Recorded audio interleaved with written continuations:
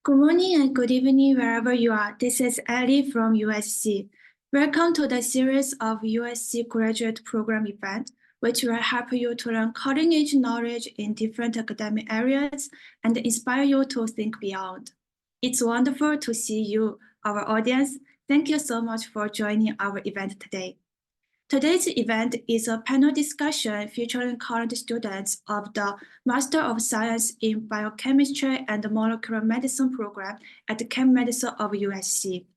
We are delighted to welcome Karina Reynosos, a MS Student Services Advisor at the Keck School of Medicine, as our guest speaker today. Welcome, Karina. Additionally, we have 4 current students, Abby Viri, Olivia Henshaw, Jiwen Jade Xu, and Naria Goni joining today's event to share their various experiences and insights. Welcome, children.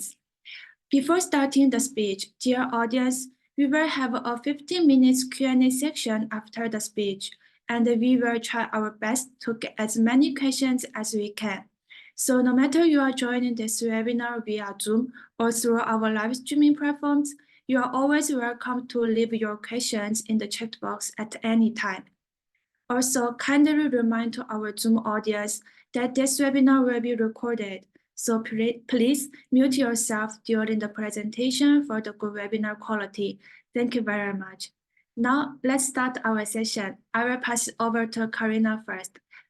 Welcome, Karina. Thank you so much for that lovely introduction. Hello, everyone joining us from all around. As Ellie mentioned, my name is Karina Recinos. I am a student service advisor for our master's program in biochemistry and molecular medicine.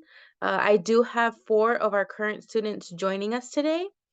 So the way this session will be going is that if you do have any questions about student life, about the research that our students are doing, about the admissions process and what their experiences was like, please feel free to type any of your questions onto the chat, and our team will go ahead and filter out those questions and ask them to our current students. But before we get started with questions from the audience, I'm actually going to have our current students introduce themselves.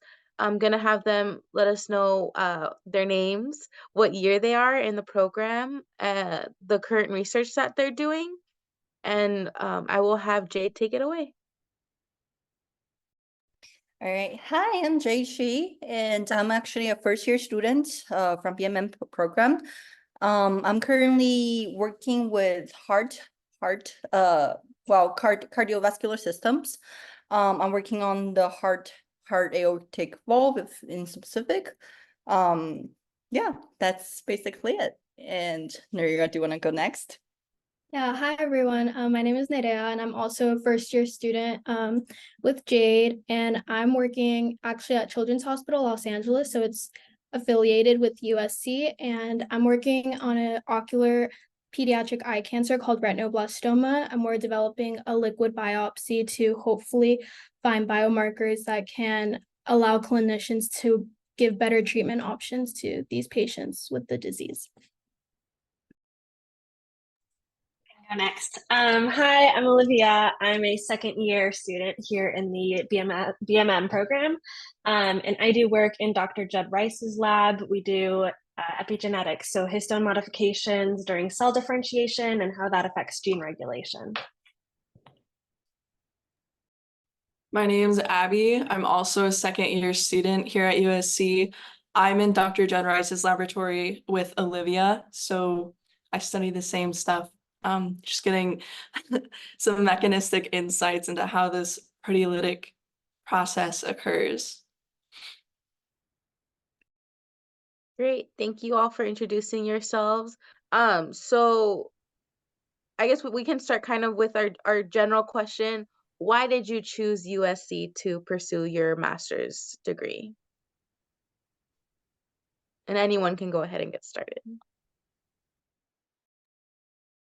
I chose USC because I really like that this master's program focuses on the medical aspect of it, because I'm really interested in cancer and finding, answers to these diseases, a lot of questions that clinicians can't directly answer to help patients. And so that's one thing that I really like about this program, is that you have a lot of opportunities to work with clinicians or PIs that are focused on, the medical sciences.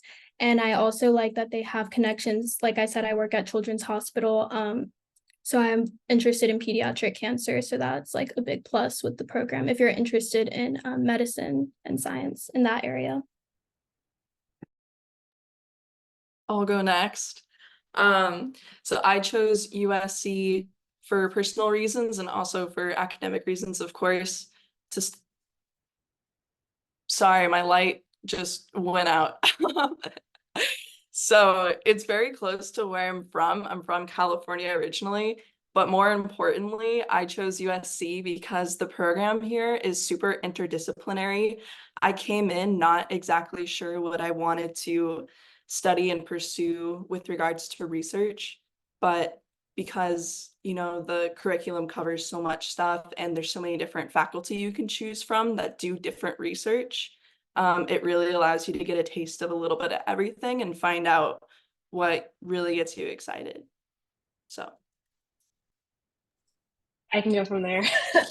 Yeah, I'm sort of aligned with Nerea on my rationale for choosing USC. I think that among all the schools I was looking at, USC has the most facilities and opportunities, both in terms of networking and in terms of research. We do a lot of work with CHLA, with even UCLA and other really big research institutes in the Los Angeles area. And I think the other really important thing for me was that this particular program in the Keck School of Medicine is on the health sciences campus, which is the campus that shares with the actual hospital, the Keck Hospital and LAC USC. So we have direct access to patient samples. We have amazing core facilities, and it's a really great conducive environment to some really amazing research. And it's such a broad spectrum of different disciplines of research too, that just having easy access to all of that was really spoke to me as a researcher.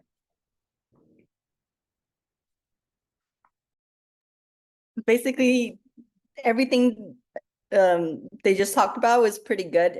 I want to add on to it just because Keck School, again, it's the medical school, and then you can work with not only the academia side, more like the PI that focus on their own researches, but you can also work with more like to the clinical. Then it will give you insights of like how the translational works, like to apply it into the real clinical sciences. So yeah, but everything they said just now.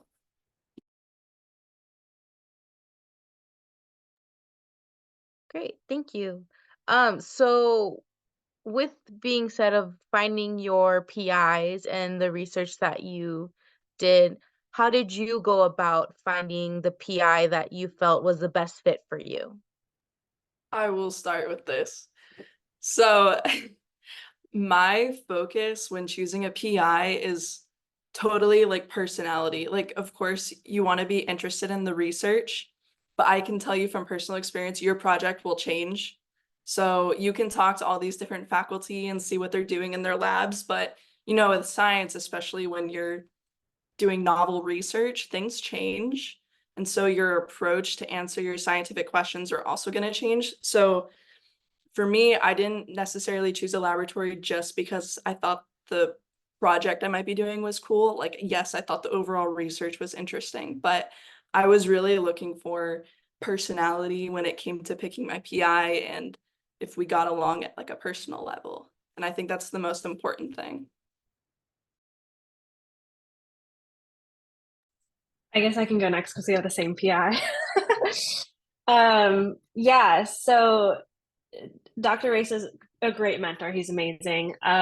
Something that I was looking for when I was talking to different PIs, I put a really big emphasis on the scope of the research that they were doing because me personally, I'm not as much into all the clinical stuff. I really enjoy doing foundational biochemistry and molecular biology. And so that's sort of where I fit into the whole epigenetics thing. And I thought that the work he was doing was really good. But again, there's a huge epigenetics community at USC. So I think what really made Dr. Rice stand out to me personally was his mentorship style. He's a great like cheerleader, and he's great to bounce ideas off of. And I like having that really supportive environment, but he'll also, let me take the lead on my projects where I need to take the lead on my projects. And I really respect that. So I think that leadership style and mentorship style is something that is really worth taking into consideration, especially how you are as a worker. If you're more independent or if you're more cooperative with people, definitely talk to different PIs and see where they fall on that scale and how it aligns with your work.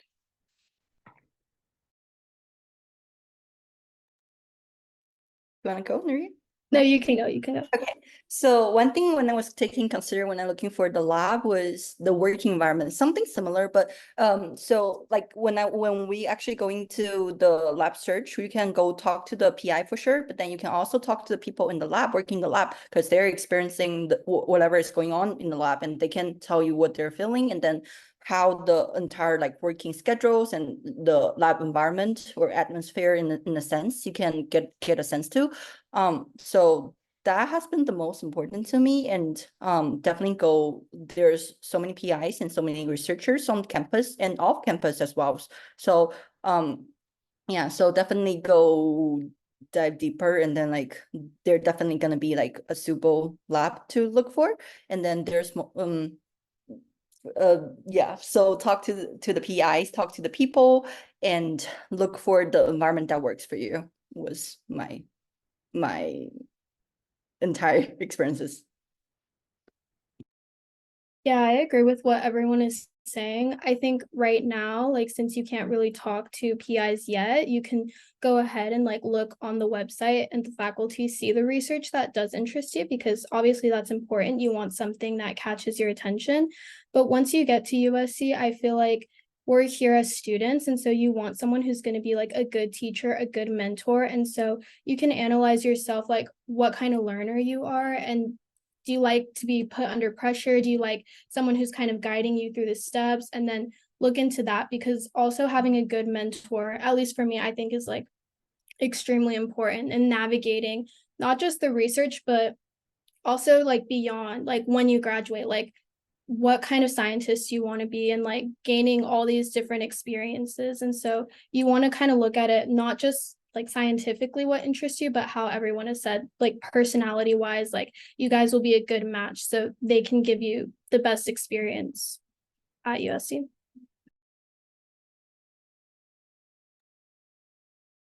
Great. With the projects that you're currently doing or are now developing, um, were they projects that were already developed and you're just helping? Did you create your own individual projects? If you can speak a little bit more on that. So my project was kind of a continuation of the PhD student that had graduated from our lab previously, but during the process of continuing that, we kind of discovered this sort of unexpected role of a cell signaling pathway that might be implicated in this process that we're studying. And so that kind of opened a whole other can of worms for us, which was super exciting. So now I'm currently trying to design experiments to see if there is some sort of regulatory role that this pathway has. So that's super fun and exciting for me. But yeah, like I said, projects change. So there's always the opportunity for things to kind of go in an unexpected directions, but that's what I think makes science so cool. Same here, actually. I picked up a project that's basically continuity of the previous postdoc, and I was learning from her directly, and then I was able to pick it up pretty fast. Yes, but for the future, since I'm just the first year student, so I am not quite sure how exactly I'm gonna design this experiment in the future, like a year or so. But yeah, I'm looking forward to it.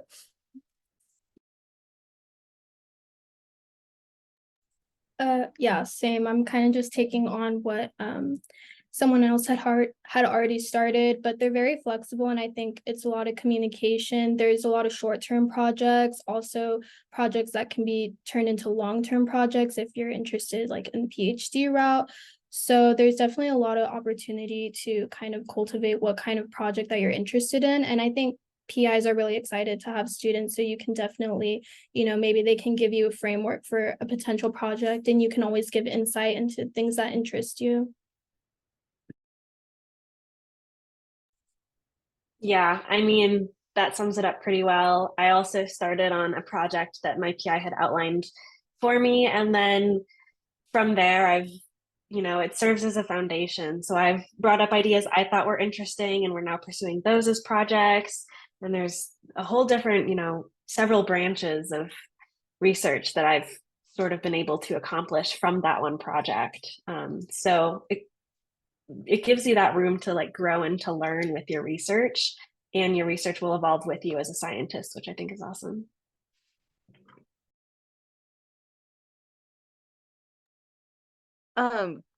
So can you walk us through kind of what a typical day as a graduate student looks like for each of you? Because I know ultimately, depending on your PI, there's different expectations. Sometimes some weeks are busier than others.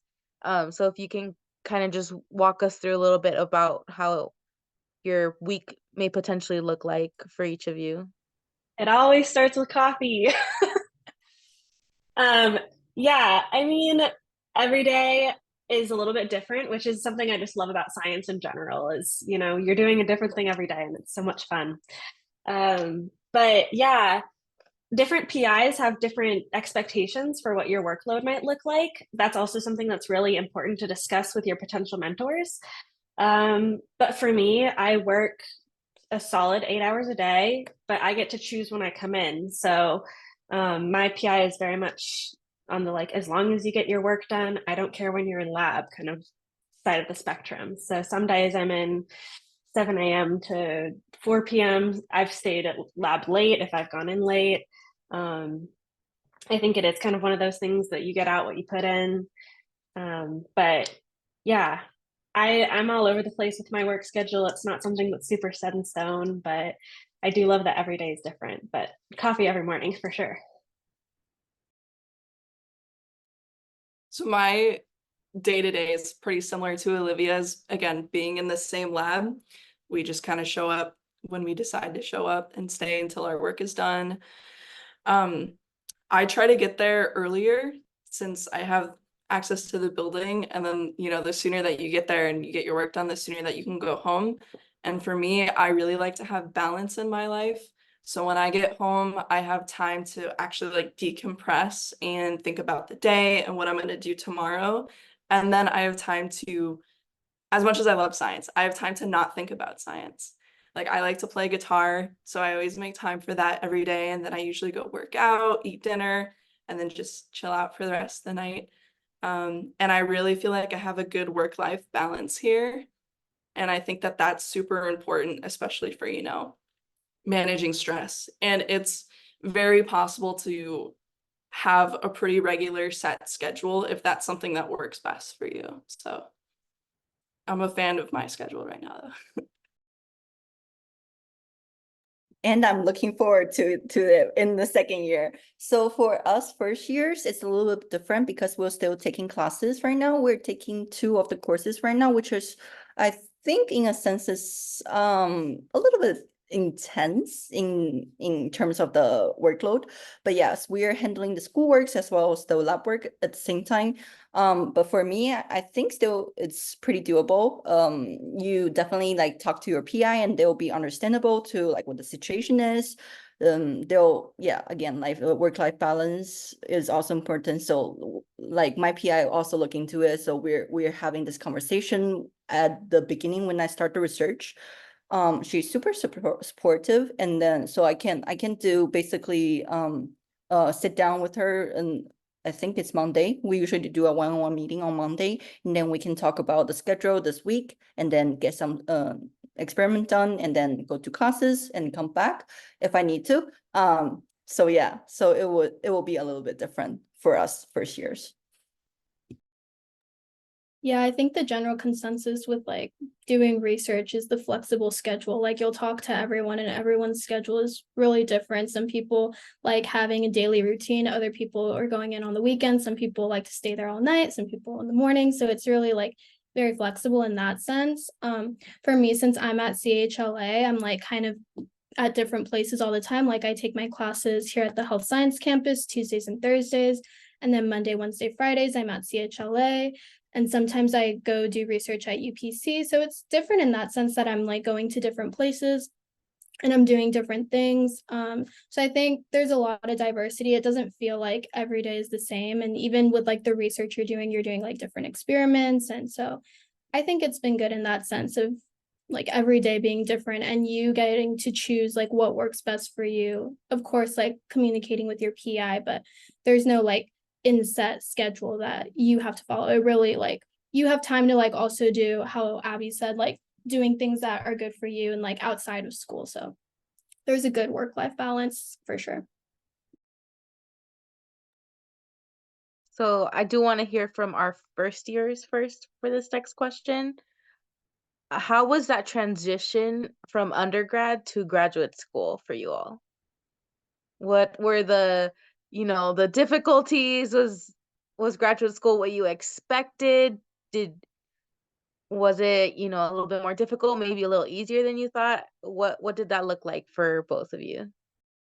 I can go first. For me, it's not directly from undergrad to grad school. Actually, I go to work for 2 years. So actually transitioning back from industry to academia or like grad school it's quite difficult actually for me because in the industry, you basically just repeat to do everything after you're trained for like 2-3 weeks. But here again, you're taking courses, you're learning some new information or reviewing some information from your undergrads, depends. And also you're doing more like to the academia side of the research. It's definitely more challenging than I expected. But again, like there's multiple resources on campus. You can always talk to the people who talk to the professors or the PIs that's teaching the course and then reach out to their sources like Karina. And then there's also the library, like multiple ways to help out. So for me, the probably like first 2 months, it's a little bit tough on me because again, like transitioning back from work to the school life, it's hard. But again, along these help from the PIs, from the offices have been really helpful for me.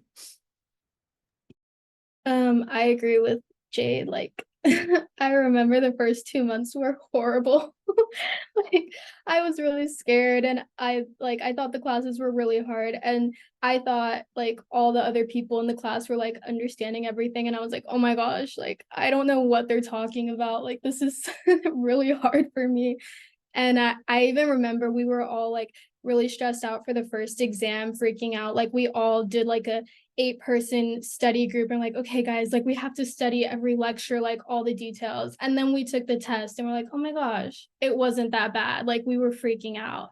And so I feel like those feelings are valid when you come in like undergrad to grad. It's going to be different. They're challenging you. Like this is now like getting ready for a career. Like we're like really excited to be here, but also like taking time to adjust and like it's okay if things feel hard. I think that's normal. I think going into something and thinking it's going to be easy is like in a way like setting you up not for failure but just like false feeling of like confidence. Like it's good to know like okay, it's going to be hard but there are people there supporting you. Like the teachers are really nice to answer questions and I like talk to all the people in my class. Like I feel like we all have a good relationship with one another and we all help each other out. And Abby and Olivia have also been great and letting us know like it's okay guys, like don't freak out, like you got this. And so it'll all be okay, I promise. Like I remember Abby and Olivia told me it'll all be okay and I was like, I don't think so, but it will. It will. Like you just have to trust the process. So for me, it was a huge adjustment. I came from a very small school for undergrad. And so I was just nervous about going to a bigger school like USC, let alone starting graduate school. So there was a lot of mental hurdles for me that I had to get over. But similar to what what was just shared, there's an adjustment period. So after about like the first 2 months for me too, I really started to feel more comfortable here. And a lot of that has to do with, the other people in my program. Olivia is one of my best friends, and I'm really lucky to have found her through going to school here. And, you meet people that support you, and Karina has been a huge supportive person for me too, as well as my PI. So I would really advocate for finding an environment and people that make you feel comfortable and uplift you, because that is the most important thing at the end of the day. Because when you can't convince yourself that everything's going to be okay, you need someone else to help out with that. But yeah, definitely know that it's totally normal and valid and common to be super nervous starting grad school. But again, everything will be okay. That was beautiful. I can't follow that.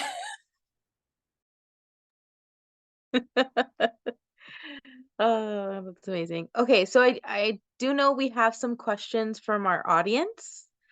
So if we want to go ahead and get those questions answered. Yeah, good timing. There's one question from our Zoom chat box, so I will start from this question first. Yes. And hello, Jade. If you could do it all over again, would you think you would prefer to straight to graduate study after completed your undergraduate, or would you recommend students to get some work experience first? Thank you. Oh, it's for me. Okay. I think it's different to different people. For me, it was different because when I was graduating from my undergrads, it was in the middle of the pandemic. So it was really hard to find a PI they'll just take you for the for the master. So for me, I was forced, or like semi-forced, to go to the industry. So well, actually, I'm not in the States, so I was back in China and I was working there for 2 years. Luckily, it was better back then. But anywho, I like the experience in the industry for sure, but I'm not sure if it's gonna fit everyone. And again, it's gonna be completely different experiences versus industry and the school work again, because again, in the industry, in the biotech, or whatever company you're working for, it's going to be like 8 to 5 or 8 to 6. It's up to your schedule, but it's mostly repetitive after 2-3 weeks of training. But then here in the school, in the grad school, in the master program, you're going to learn you're going to how should I say it? You're gonna touch more of the things you're not gonna do a daily basis, but again, you're gonna learn a lot of new information and you're gonna process it, and it's a good way to find your interest, research interest. Yeah, so it's different, but it's hard to say if I can choose, or like I'm gonna redo it in a sense. I don't know if that's gonna help, but that was just my personal experiences. Yes, thank you for sharing the personal experience. So, yes, the question is for all of you. What's your undergraduate major? And I also got this question from our live streaming platforms. So, would you mind to share your undergraduate major and whether it is related to your current BMA program? Thank you. So for undergrad, my major was in forensic biology. And because of that, that was actually another reason why I was so nervous to start graduate school here at USC, because I was worried that my background in forensics might have not been well suited for picking up in sort of a, like the biochemistry and like the medical side of scientific research. But when you come in, you take classes, and these classes get everyone at the same level. And I think they do a really good job of that. And so, again, after 2 months, when I kind of realized that they're going to teach you everything that they want you to know, I felt a lot better. But yeah, sorry, that was a long answer. I studied forensic biology. I got my undergraduate degree in biochemistry, so it's very similar.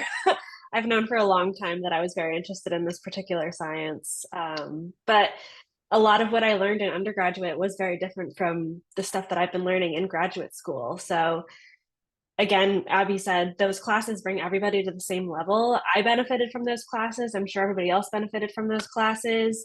One degree is not necessarily going to better suit you for the program than the other. But yeah, I was biochemistry, and I was kind of in the same boat as her. So Yeah, I was also biochemistry. I went to UC Davis. I feel like what we learn here is way more applicable to like lab setting versus like undergrad is very like broad scope, like DNA replication, very like topics and just kind of like textbook level. And this is very like apply it to the real world. Like here's a scenario. You learn these techniques that you're going to like learn in lab, and like how would you solve it? So it's a lot of critical thinking skills too, and like learning to be a scientist in that realm. In regards to the other question of like getting work experience before getting the master's, I came in with zero lab experience at all. And I know a lot of my fellow classmates, we all have different levels of experience. And I don't think like it's necessary to come in knowing anything. Like they teach everything at a fair level, assuming that no one like knows the topic beforehand. And so I think it's very fair in that sense. And you shouldn't feel like you need to like know how to do a lab technique or else you're going to fall behind, because the PIs are very nice and like setting up training at your level. It's very personalized to what you know, so you get like the best learning experience out of it. So I wouldn't be worried in that sense. Great. And my undergrad is also UC Davis, but I was majoring in cell biology, which is not really relevant, well, semi-relevant to the biochem route, but yes. Yes, thank you. Thank you very much. And our next question is, Keck school students' English is very good. As international students, how do you practice English and adapt to your campus life? Because I think if doing research might be kind of lonely and less speaking work. So would you mind, sharing about as an international student, how did you, prepare for this program? Thank you. So, okay, for me, I personally don't think lab work should be a lonely work to do, because again, you're not gonna solely just working on your own, on your behalf. You're always gonna be surrounded by different people, your postdoc, your PhDs, your PIs, they're always good people to talk to. As long as you can get your message across, I think that should be enough. And then yeah, talking about science, you're just like practicing along the way, and then the more confident you're getting, I think you'll like gain more confident when you speak. So basically like that.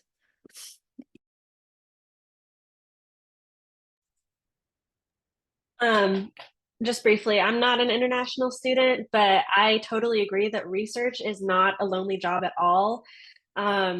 Whether it's people in your lab or in your building or in your classes, you're talking with people all the time, and not necessarily just about science. I know that we have some really great campus organizations that love to host events on campus. Karina organizes a lot of really great events, including just social tea times and ice cream hangouts. So those are really fun to attend if you need a break from science talk and just want to do some social talk. Those are really great spaces to both practice your English and get to know all of your cohort. Thank you. Thank you very much. Yeah. And the next question is, what GPA is better to get into the department? And what do you think is the most important in your application? Yes, thank you. I can start with this. So I'll be super honest, my undergraduate GPA was not very good. It was like a 3.3 maybe, which I mean, that's kind of subjective if you think that's good or not. But I think compared to a lot of other people, it was on the lower side. But what was the other part of the question? The most important part of your application, I think, is, just your ability to withstand something like graduate school. I think, like, do you have the perseverance? Have you failed before? Which I have and I talked about in my application. And can you come back from that? Because in science, I mean, you're going to fail more than you're going to succeed, right? Especially when you're studying things and like creating new knowledge. You're studying things that no one's ever studied before. So I think being able to bounce back is a really big thing that's factored in. And so, yeah, I guess. I don't know if that answers the question entirely, but I don't know that GPA is all that important.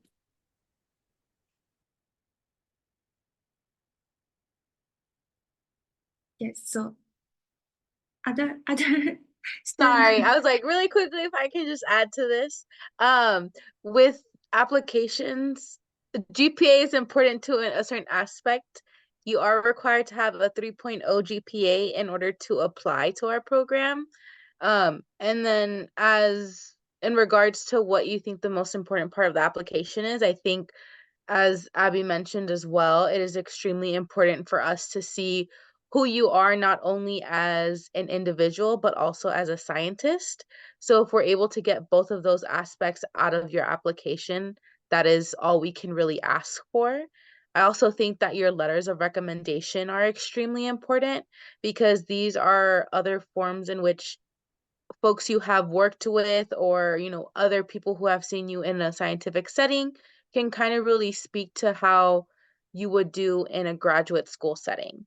So I will say that those are probably two of the more important aspects of when you're applying. Yeah, thank you very much. And the next question is, could you please elaborate on your vision for your future post-graduation? Yes, similar question I also get from the live streaming platform. So that's audiences is curious about your plan after your graduation, about whether to go to work, or study your PhD. Yeah, could you please share about your plans? Thank you. I can start.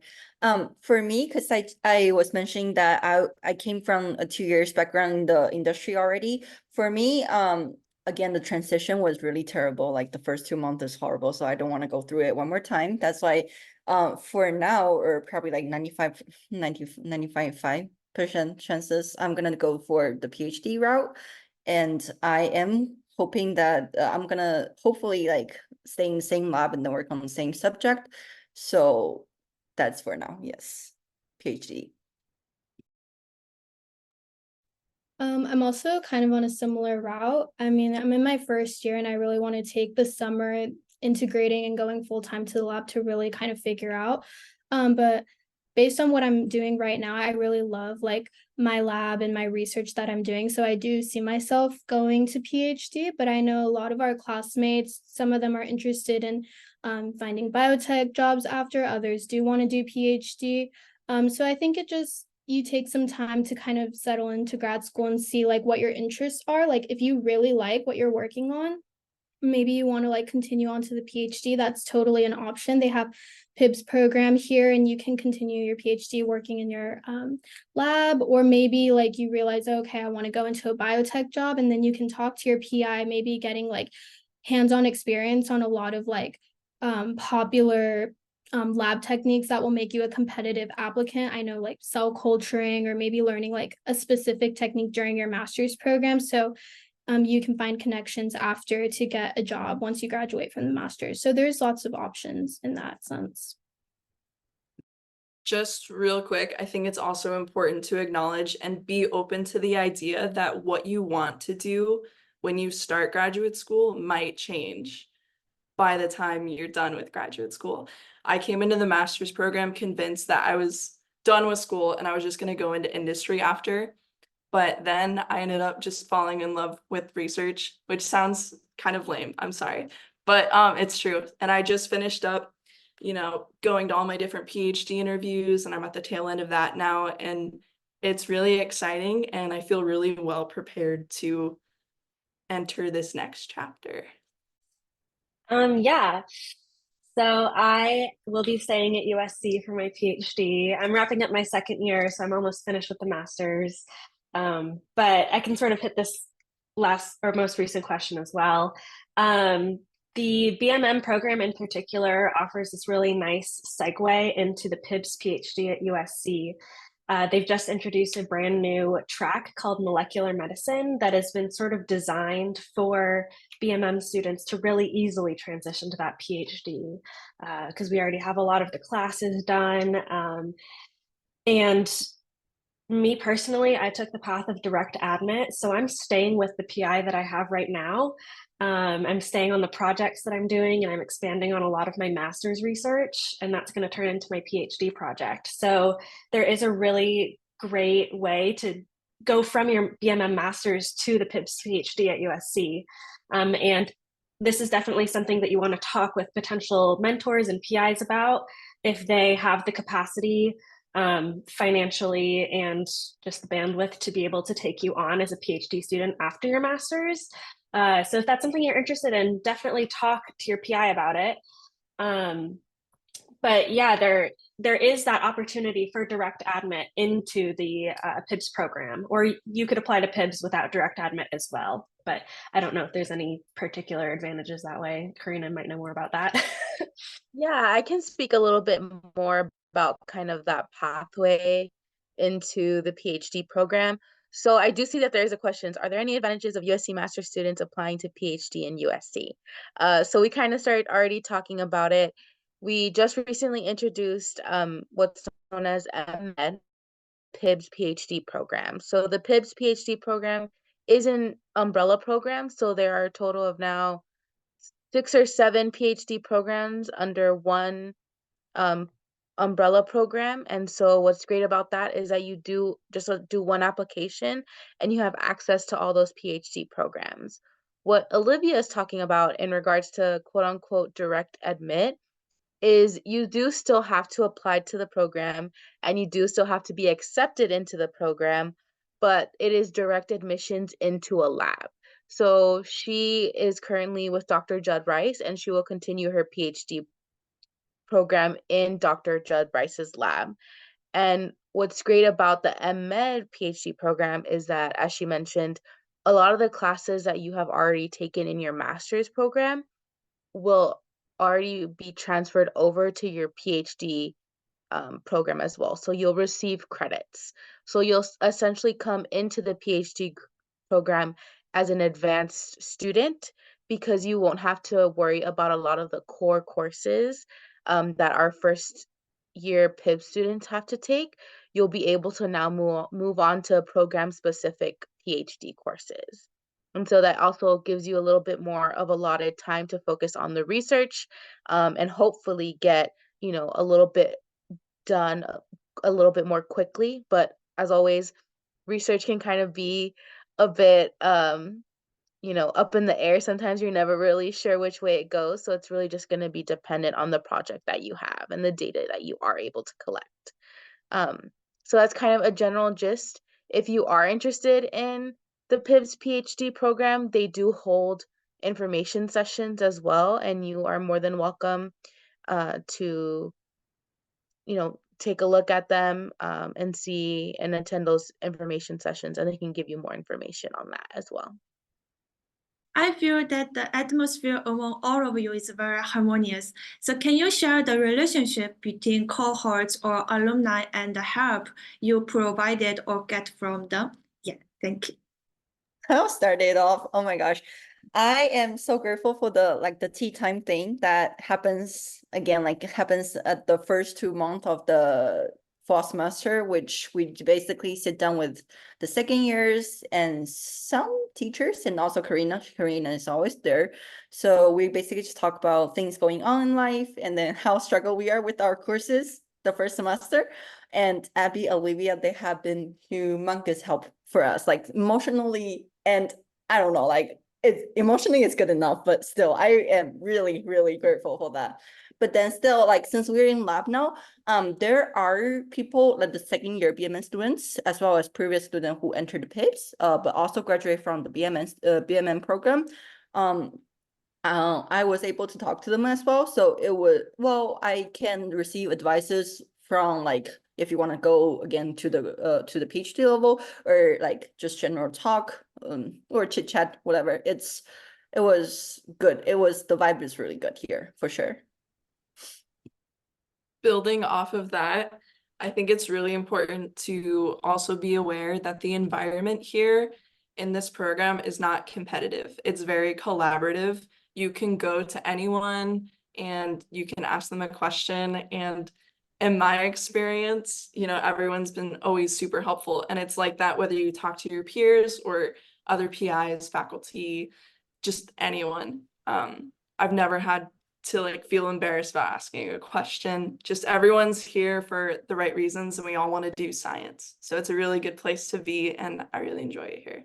I will say something that I particularly love about this program and how it's sort of set up to foster that support system is there's something called cohort ambassadors. So Abby and I are both second year BMM ambassadors, which basically just means that we get to talk and interact with the first year cohorts.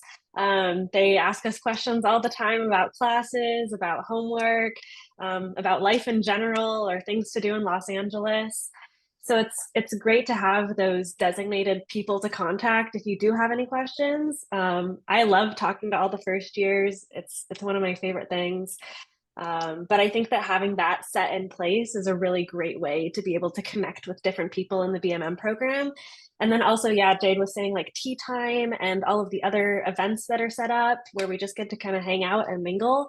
Those have been really instrumental in sort of building this community within the program.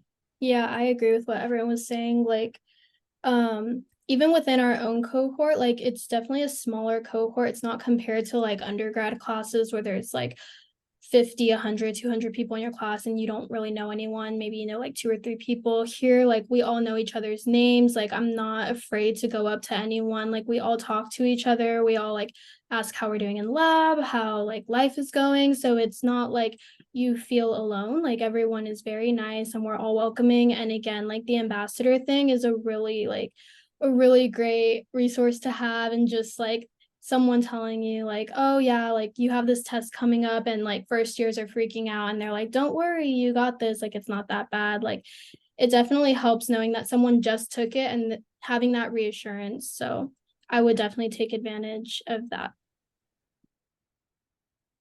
Thank you. Thank you so much.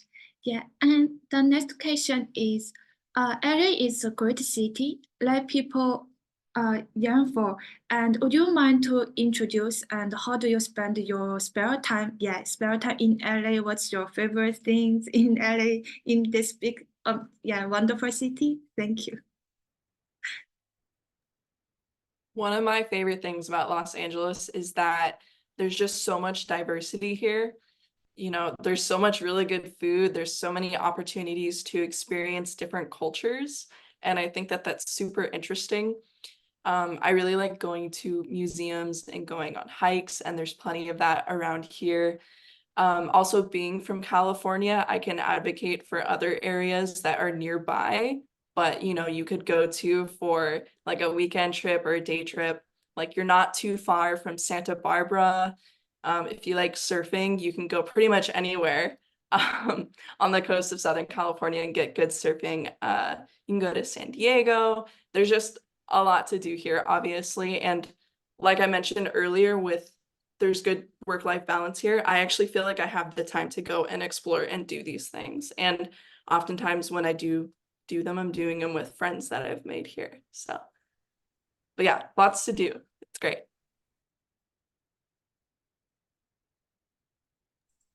Yeah, I love Los Angeles. I'm originally from Seattle, but I've lived in Los Angeles for about 6 years now for school. And in those 6 years, I have never once run out of things to do. There is always something happening.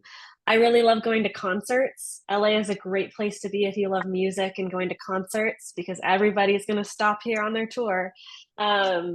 But I'm also a really big foodie. So I have a huge list of restaurants that I want to try. And I know that I will never get to all of them because there's so many.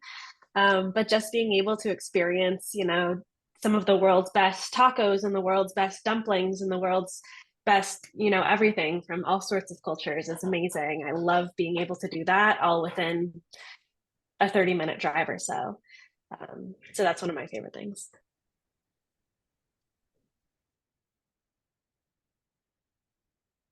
Yes. Yeah, pretty much what everyone said. Like, I'm sure you'll find something to do. Like, if you like dancing, if you like going to the beach, if you like hiking, if you like eating food, if you like going to museums, like, there's definitely something to do. And I think it's a really cool opportunity to like live in LA. And so, like, take advantage of like going to all the places. Like, you may beat yourself. I know I'm guilty of this where I'm like, oh, I'm a student. Like, I should be spending time doing homework. Like, I have free time. I should be studying. And I feel guilty if I take a break, but definitely find work-life balance. And it's okay to take the break and go try that restaurant you wanted to try, or go to like do the things that you want to do. Like, take advantage of not just all the school opportunities, but like living in LA and like in your 20, like we're young, like go do some fun stuff too. Like, it'll be okay.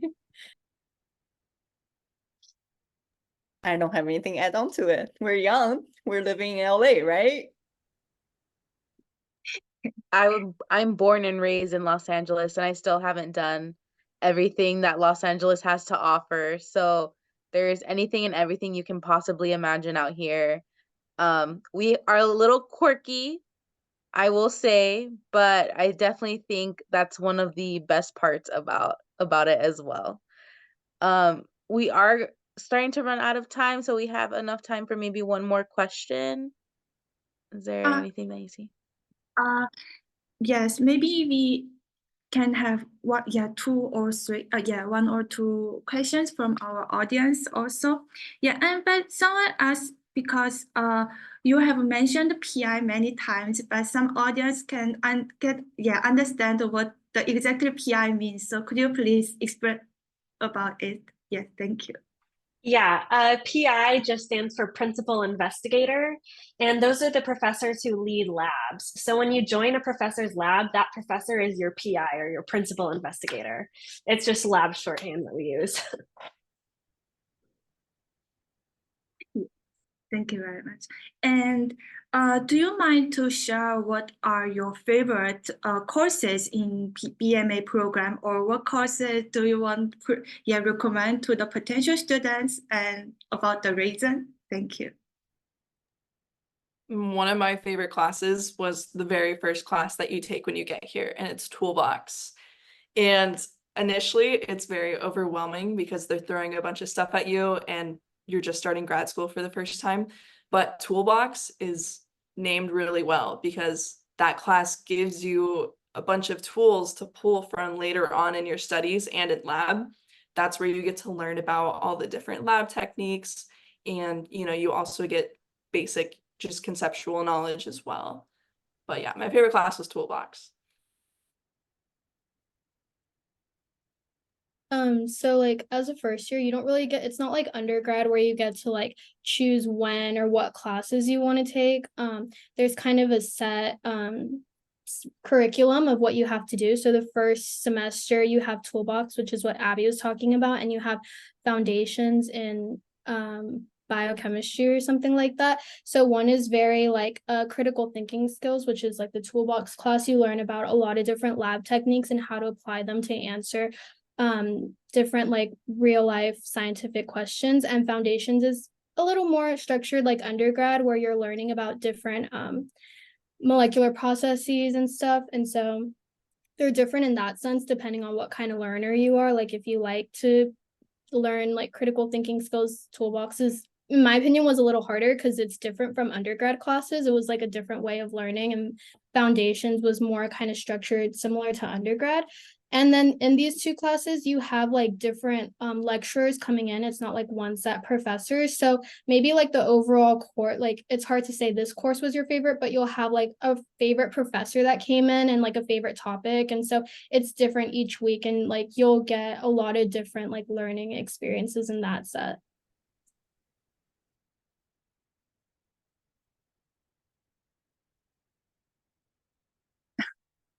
Yes, thank you very much. And because this audience is kind of know about our BMA program, and they have curious about the biomedical annual symposium, yeah, she said, they said they have saw this one on the website, and as they know, biomedical annual symposium will be held in the second year. So maybe Olivia or Abby, could you please share more information about this symposium, and have you attended? If yes, how did you prepare for it?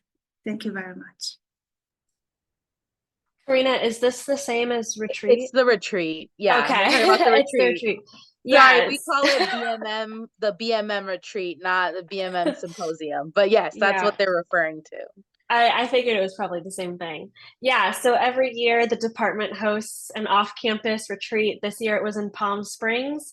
And it's basically where everybody, all the students and the faculty, they get to go showcase their research. There's presentations and a poster session. Second years do have to give a very short speed talk about the research that they've done so far, as well as bring a poster and give a poster presentation. It was super fun. I had a great time doing it. It's not something to be stressed out about at all. It's definitely a really fun environment. Everybody's having a great time. The science is very, very cool and interesting, but it's not, a stressful thing or a competitive thing. It's really genuinely, people are just sharing what they've done. No one's there to judge you. It's definitely more collaborative and supportive than it is, a stressful thing. But it's something to look forward to for sure. I think Olivia Thank you. summarized retreat pretty well. Thank you very much. Yeah, and because of the limited time, so I think there will be our last question. So, yeah, our last question is: do you have any experience to go to see the doctor in Keck School Hospital, and how's this school facility runs for the current students? Thank you. So it is so easy to make an appointment to go see a doctor. I can get a same-day appointment. Like I just went a couple weeks ago because I was feeling sick, and they saw me that day and I felt better later that week. It was great. Also, again, being totally transparent, it's really easy to access mental health care here as well, which I think is super important. That's something that I use from USC, which has been really great. But yeah, it's really easy to find care here.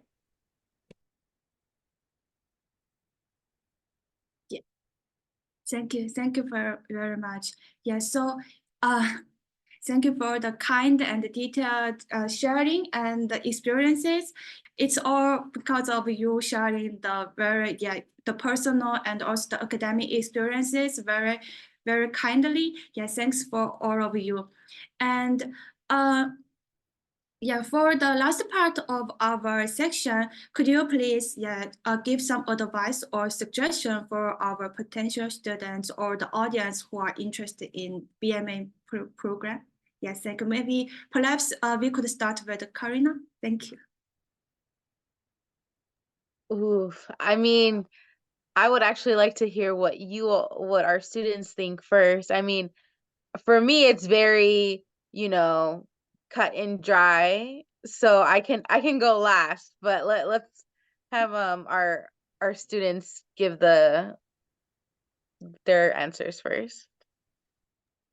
I can go first. I'll just say like I'm a first generation student, and so grad school sounds really intimidating to me. USC, Keck School of Medicine, just that phrase like sounded really like these are the best of the best people. Like, what am I doing here? But I say like believe in yourself and trust the process and don't give up when things get hard. Like I know a lot of times like things like classes get hard or you feel overwhelmed, but like you have to remember like there's a reason that you like opened this application to begin with. Like there's something that's catching your eye, like you want to be here, you're interested in science, and so like go with that and don't let other factors intimidate you from being successful. There's so many collaborative people here. Like everyone wants to see you succeed. No one's like pushing you down or making you feel like, oh, you don't know how to do this, or like, oh, like there's none of that here. I have like only had positive experiences in that sense. So just trust yourself and like see it through. And I'm sure you guys will, if you do decide to come here, will have an amazing experience. I second everything that Nerea just said. The biggest piece of advice that I can give you, though, is do not compare yourself to other people. If you're going to do any sort of comparison, compare where you are to where you started. Because acknowledging how far that you've come, it'll make you feel better. I promise. When I first started, it was rough for me, okay, to say the least. But now I feel so much more confident. I feel very knowledgeable and I feel so capable. And I'll be honest, sometimes I get in my head and feel like maybe I could be doing better. But at the end of the day, I'm miles ahead of where I started. And that's the biggest thing. So again, do not compare yourself to other people.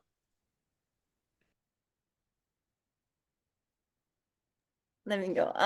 I think one thing that has been most important and along this journey was don't be afraid, just always try.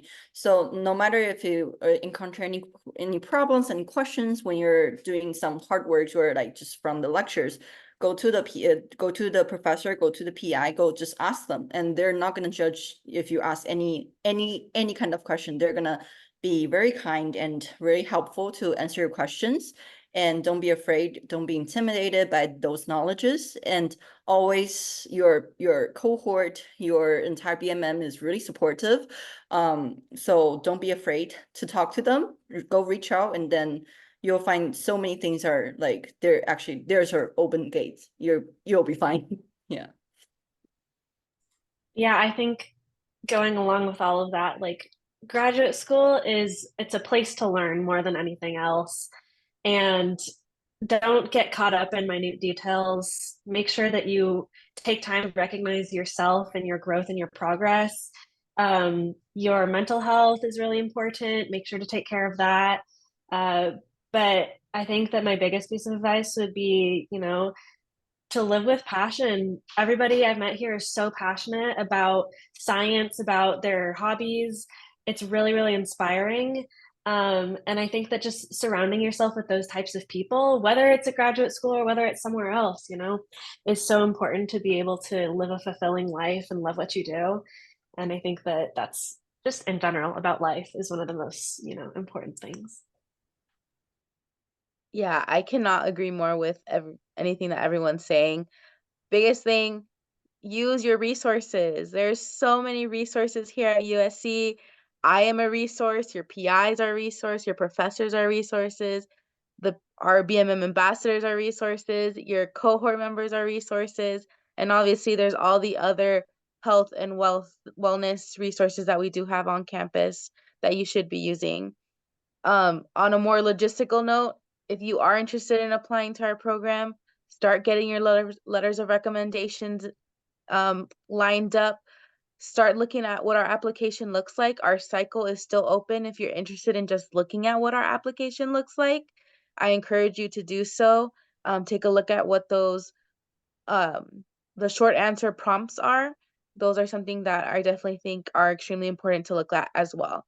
So logistically speaking, look at those things, but in general, just use any and all resources that are made available to you. Thank you. Thank you for all of the good presentation today. And yes, thank you again for Abby, Olivia, and Jade, and Nerea, and Karina. Thanks for the wonderful webinar today.